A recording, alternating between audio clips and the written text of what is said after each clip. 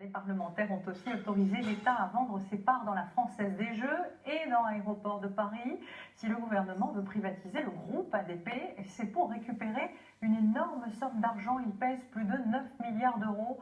Une entreprise aéroportuaire dont les sources de revenus, vous allez le voir, vont sans doute intéresser plus d'un investisseur. Anaïs Barthes et Marine Der. Chaque fois qu'un avion se pose, chaque fois qu'un passager achète un parfum ou du champagne, ou qu'il gare sa voiture dans l'un des parkings des aéroports parisiens, le groupe ADP touche de l'argent. Sa première source de revenus, les redevances aéroportuaires, soit 1,8 milliard d'euros dans ses caisses l'an dernier. Une somme versée par les compagnies aériennes pour stationner ou utiliser ces passerelles. Mais l'addition peut vite grimper. Une heure de stationnement peut coûter jusqu'à 2 000 euros. Et vous l'ignorez probablement, mais c'est vous qui payez finalement cette redevance.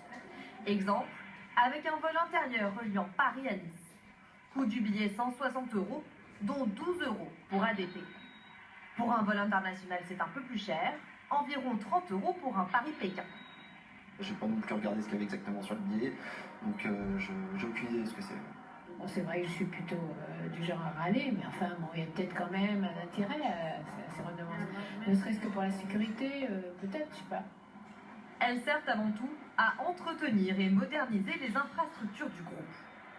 Notre intérêt est de faire venir le maximum de compagnies aériennes et donc d'avoir les tarifs les plus bas possibles, car nous sommes en compétition avec tous les grands hubs mondiaux. La deuxième source de revenus d'ADP provient des commerces et services. Ils lui ont rapporté 953 millions d'euros en 2017. Et tout est pensé pour vous faire consommer. Car pour rejoindre votre avion, vous devez forcément passer par le duty-free. L'an dernier, Paris a attiré 100 millions de passagers dans ses aéroports et en espère 150 millions d'ici 20 ans. Et ces millions de passagers passent en moyenne 2 heures dans ces terminaux. Autant de clients potentiels pour ADP. Si on regarde le chiffre d'affaires par passager, en fait, il est aujourd'hui d'un peu plus de 18 euros. Il a doublé en 10 ans. Et ce que l'on souhaite, en fait, c'est arriver à atteindre 23 euros d'ici 2021. En 10 ans, le groupe a fait de ses espaces commerciaux une priorité. À Orly, on trouve plutôt des commerces de proximité destinés à une clientèle française. L'idée, faire ses courses en descendant de l'avion. À Roissy, c'est plutôt chef étoilé et grande maison de luxe, avec en ligne de mire le fort pouvoir d'achat des clients asiatiques. Car ce qu'ils recherchent avant tout, c'est le prestige et l'excellence à la française.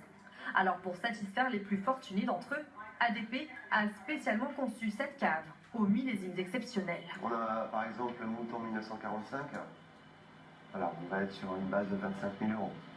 À savoir aussi que cette bouteille-là, aujourd'hui, si vous voulez l'acquérir à l'extérieur, ça devient très compliqué. Grâce au commerce et aux services, le chiffre d'affaires du groupe ADP a bondi de plus de 30% en à peine 10 ans. Il atteint aujourd'hui les 3 milliards 600 millions d'euros.